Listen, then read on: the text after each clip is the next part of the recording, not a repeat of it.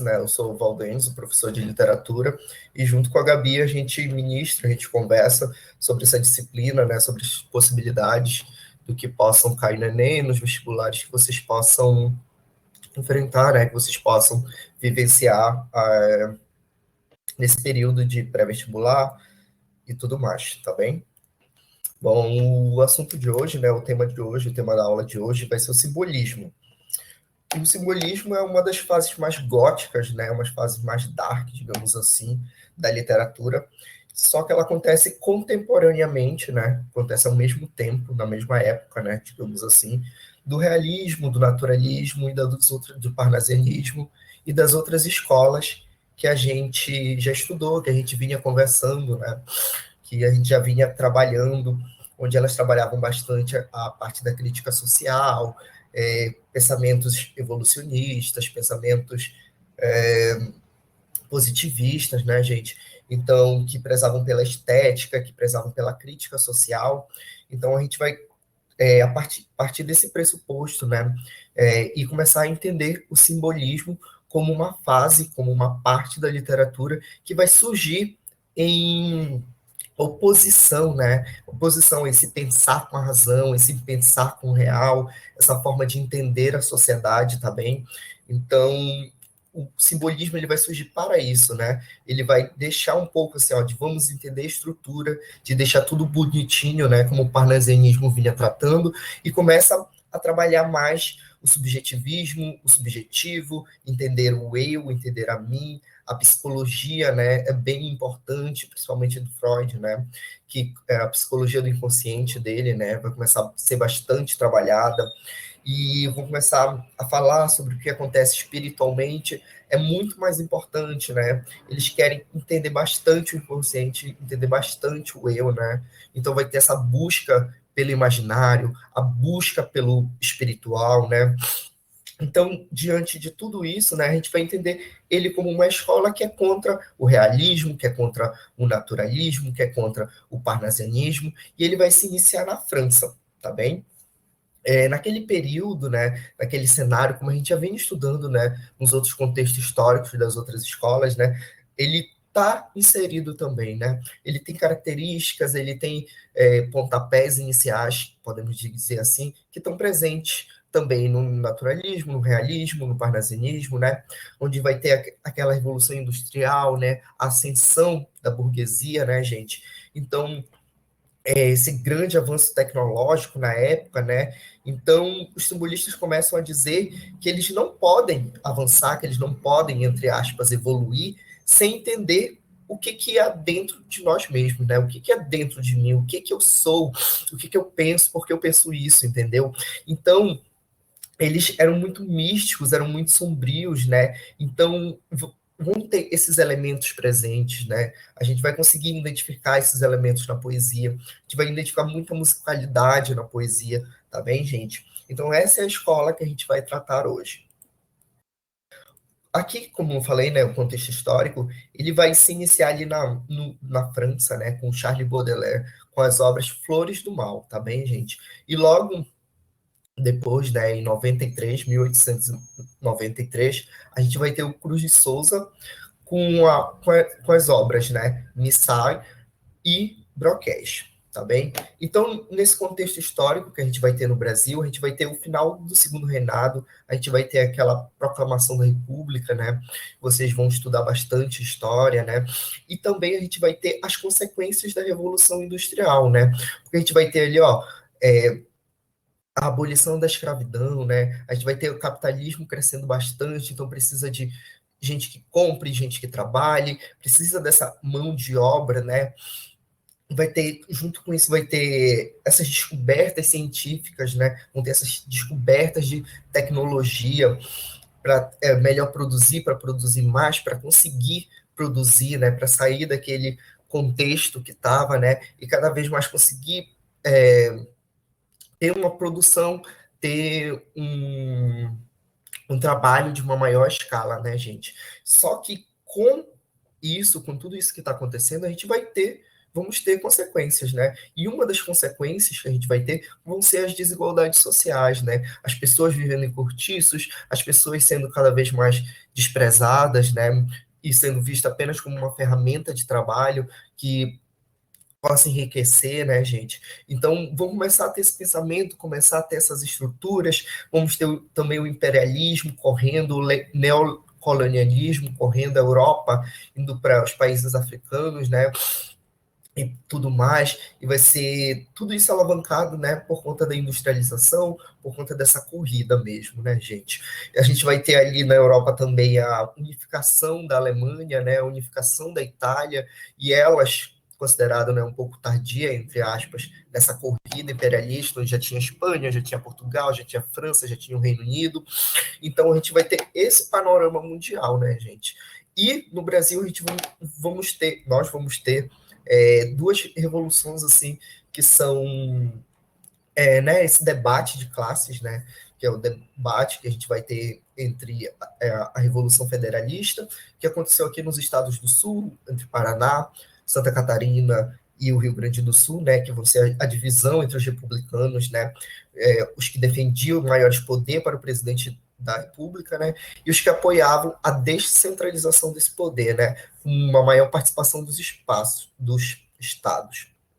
E vamos ter também a Revolta da Armada, que vai acontecer lá no Rio de Janeiro, que vai ser um movimento de rebelião, né, que vão ser promovidos por unidades da Marinha do Brasil contra os dois primeiros governos republicanos do país, né, porque eles estavam tendo um quesinho, né, um, uma conversa, né, um diálogo com a ditadura militar. Então, em meio a esse contexto, né, que eu estou apresentando a vocês, né, de segurança, de insatisfação, vai surgir um movimento simbolista, né? Então vão ser esses autores que estão à margem da sociedade, né? E eles querem entender o eu. A gente vai ter aqui como principais características, né, do simbolismo, né, uma linguagem subjetiva, uma linguagem precisa, né, uma linguagem vaga, uma linguagem transcendental, vamos ter uma musicalidade, né, gente, apesar de ser escrito, ele não é cantado, você vai ter essa vontade de dançar, né, essa vontade de ritmo, digamos assim, vai ser bastante individualista, vai ter bastante essa parte espiritual, né, misteriosa, onírica, né, que vai envolver os sonhos, e bastante pessimistas, tá? A gente vai ter grandes produções dentro da poesia, mas a gente também tem participação das artes plásticas e do teatro. A gente vai ter uma utilização, né, de recursos literários bem grandes, né? As figuras de linguagem, como a gente estudou, né, como a literação, né, que você, se vocês lembram bem, que é a repetição, né, de um fonema consonantal. Vamos ter também a onomatopeia, né, gente? Então, a gente vai ter essa presença, né, esse jogo de palavras bem grande, tá bem, gente? Vai ter também o misticismo, vai ser bem presente essa religiosidade, essa sublimação, né? Vai ter essa valorização da espiritualidade humana, né? E vai ter um pouco, né, essa de distanciamento, essa oposição ao racionalismo que estava havendo, ao materialismo, ao cientificismo,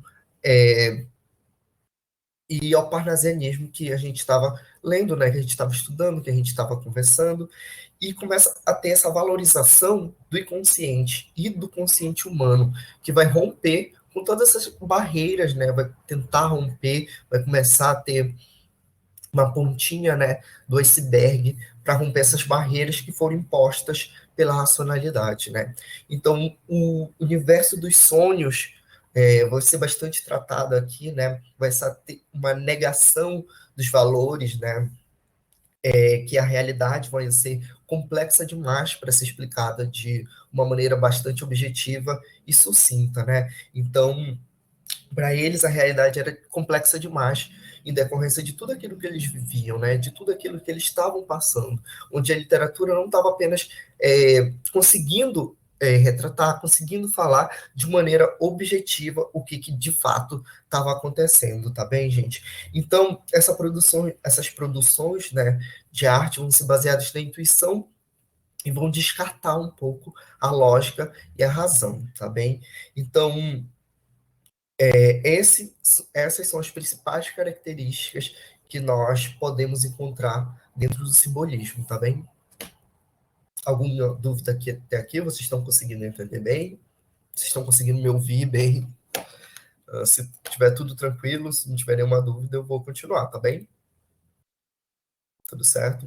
Continuar aqui, gente. Qualquer coisa vocês podem falar, vocês podem perguntar, e é isso. A gente vai tratar aqui os principais autores, né, do simbolismo no Brasil, que é o João da Cruz e Souza, o Alfonso de Guimarães, o Pedro Kilkerry e o Augusto dos Anjos, tá bem? A gente vai ter aqui, ó, um dos principais nomes do simbolismo também, gente. Ele é considerado, né, o percussor, né, o marco inicial do simbolismo no Brasil, né? Ele é um poeta que nasceu em Florianópolis, né? Ele é filho de escravos alforriados e nasceu livre, né? Então ele começou a aprender a ler, né? Começou a ter contato com as letras, começou a ter contato com a poesia desde muito cedo, né? Com a sua protetora, já com 7 anos. E com essa mesma idade, ele começa a escrever os seus primeiros versos, né? Ele entra para uma escola pública, ele vai se destacar bastante nos seus estudos. Ele, desde o começo, né, ele é amante das letras, ele é amante da escrita, ele é amante da poesia, e ele começa a se dedicar ao magistério.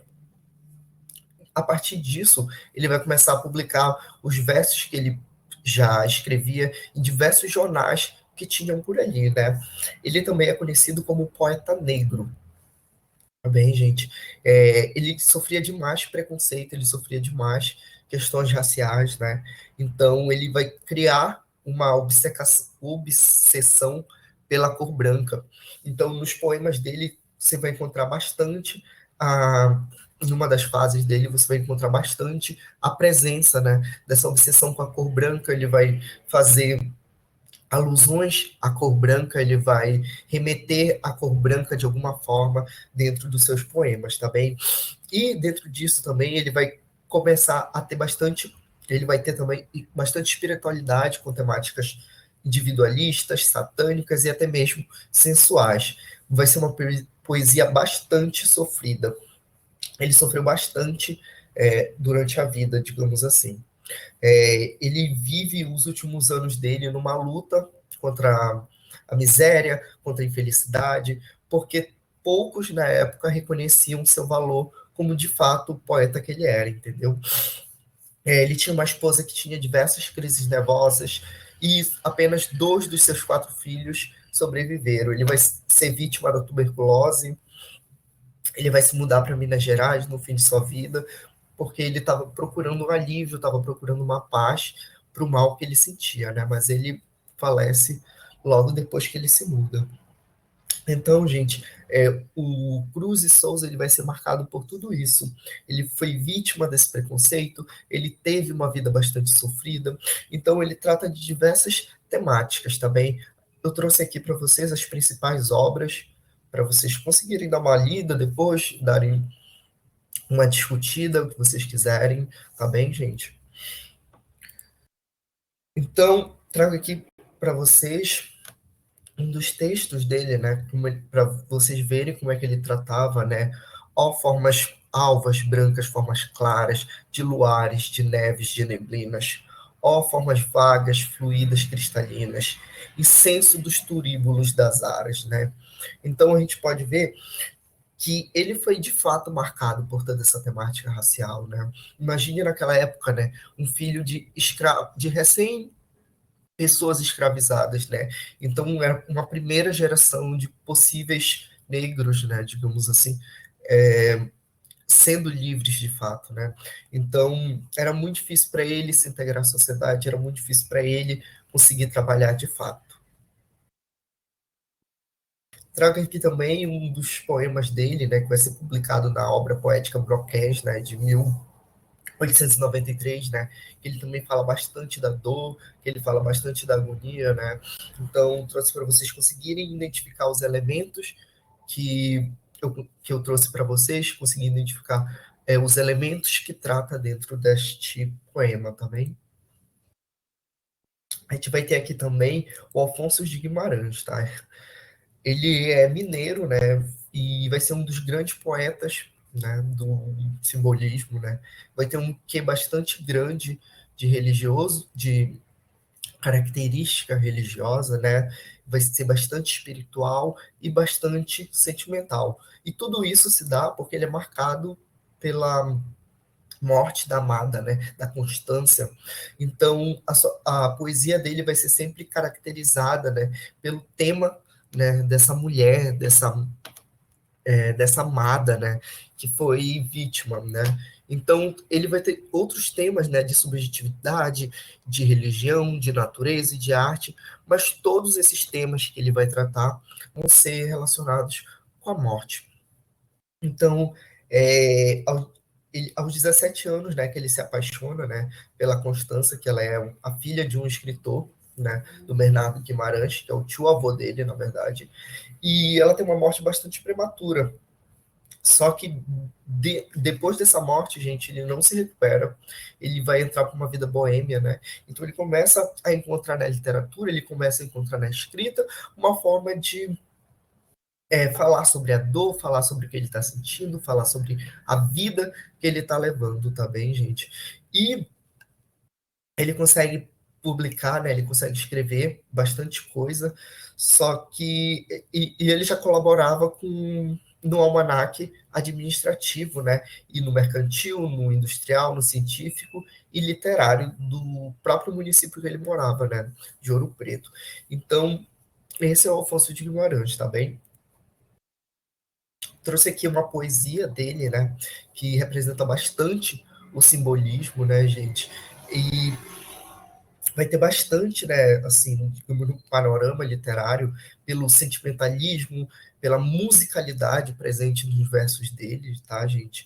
Então, os temas predominantes desse autor vão ser sempre tratados entre o amor e a morte. E os sonetos que ele compôs, né, que ele fez, sempre se dirigem à amada dele, né, à amada morta dele, né, a Constança, que foi uma das inspirações para a realização desse trabalho, tá bem?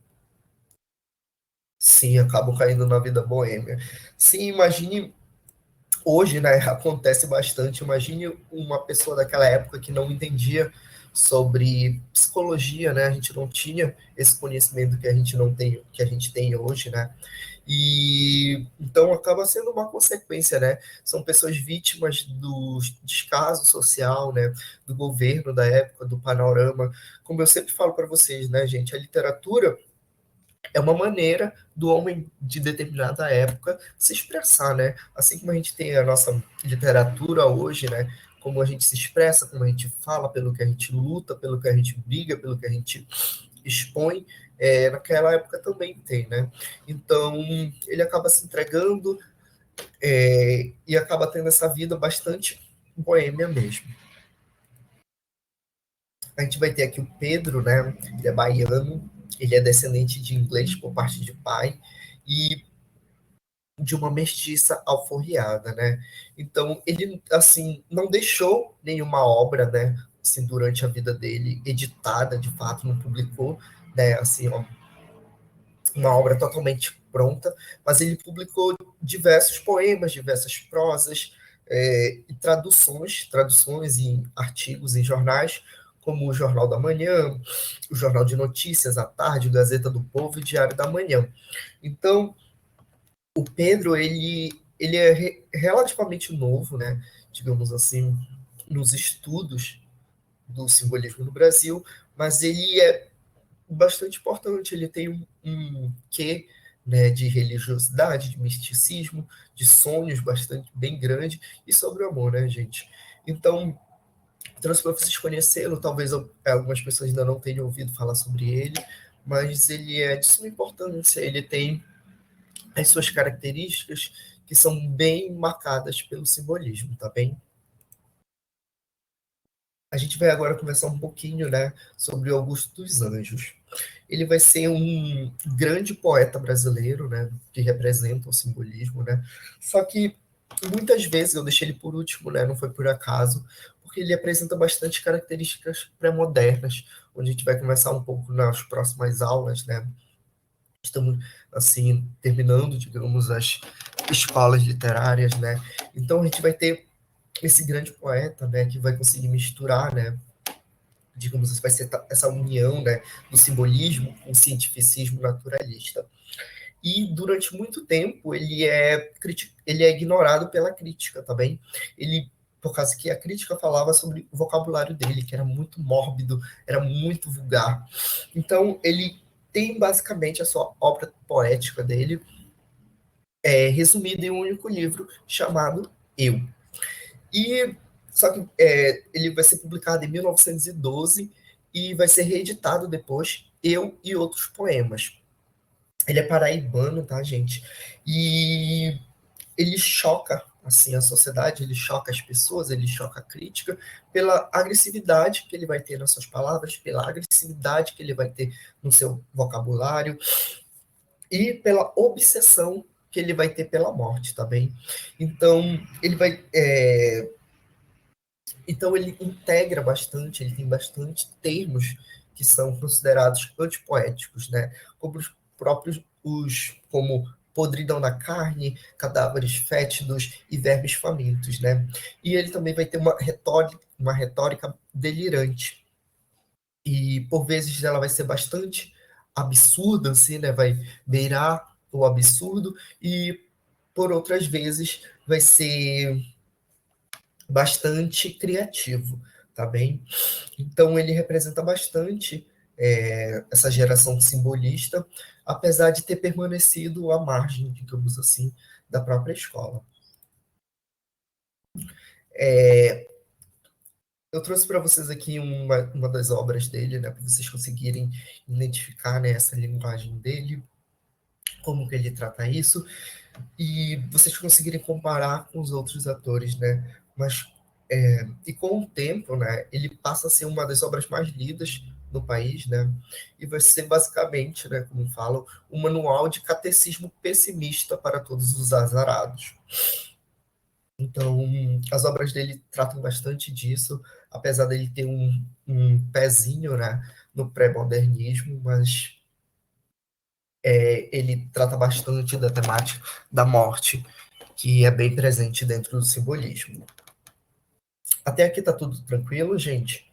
Vocês estão com alguma dúvida, algo que vocês gostariam de acrescentar, gostariam de perguntar? Ou tá tudo certinho?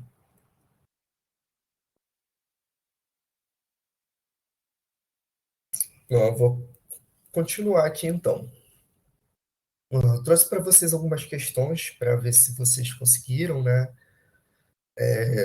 absorver bem, se conseguirem estimular, né, o que eu trouxe para vocês, tá bem? Obrigado. Se vocês conseguirem responder, se vocês não conseguirem, a gente vai conversar sobre ela. Vou dar um tempinho para vocês, tá? E a gente continua assim que vocês terminarem.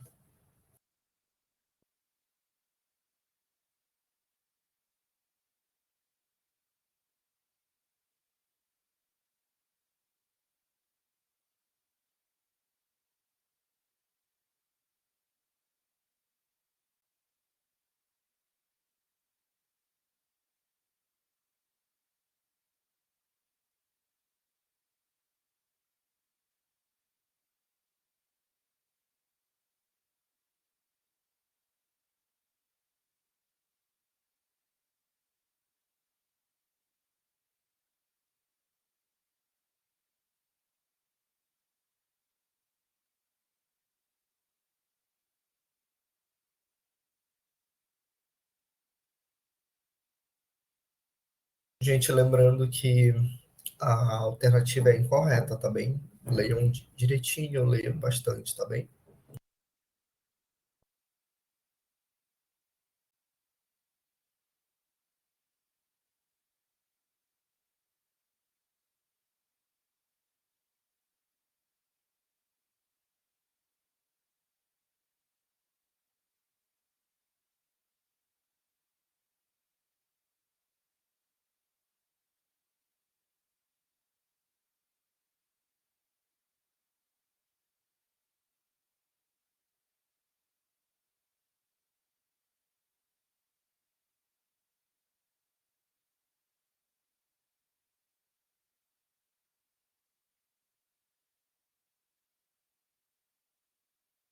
Eu acho que já deu tempo, né, para vocês conseguirem responder. Então a gente vai começar. Sobre o simbolismo, é incorreto afirmar que. Vamos começar de baixo para cima. Letra E. No Brasil, três grandes poetas destacaram-se dentro do movimento simbolista: Augusto dos Anjos, Cruz e Souza e Afonso de Guimarães. Essa a gente conversou, né, gente, sobre Augusto dos Anjos, Cruz e Souza e Afonso de Guimarães. Então, eu acho que essa não teria problema, né? Letra D.